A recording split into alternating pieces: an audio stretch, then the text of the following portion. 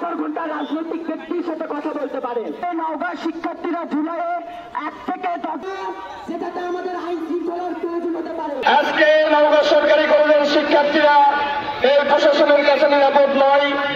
আপনারা জানেন বিভিন্ন গোয়েন্দা সংস্থার লোকেরা পর্যন্ত বলেছে যে এই অধ্যক্ষ যিনি যার স্ক্রিনশট ফাঁস হয়েছে এর ভিতরে সত্যতা রয়েছে। প্রিয় ভাইয়েরা আমার, তাই বলতে চাই একজন শিক্ষকের কাছ থেকে যদি একজন শিক্ষার্থী নিপীড়নের অভিযোগ পাওয়া যায় এর চাইতে ন্যাক্কারজনক আর কিছু হতে পারে না। প্রিয় ভাইয়েরা আমার, আমরা স্যারদের প্রতি আস্থাশীল, তারা আমাদের শিক্ষক, তারা আমাদের গুরুজন, কিন্তু আজকে আমরা দেখতে পাচ্ছি তারা কিরকম ভাবে নারীদের উপর যৌন নিপীড়ন চালিয়ে যাচ্ছে। প্রিয় ভাইয়েরা আমার, আমি তো গার্জেন হিসেবে ওনার কাছে গেছি, উনি বলে কি আপনার ছেলে ওখানেরই যোগ্য।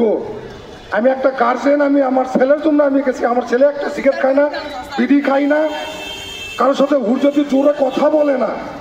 সেই প্রিন্সিপাল বলে কি যে আমার ছেলে ওখানেই থাকবে। প্রিন্সিপালের নাম কি? জি, প্রিন্সিপালের নাম কি? প্রিন্সিপালের নাম যে বিদ্যুতের কথা বলেছিল, বিদ্যুৎ স্যার নাকি কে যেন বলেছিল।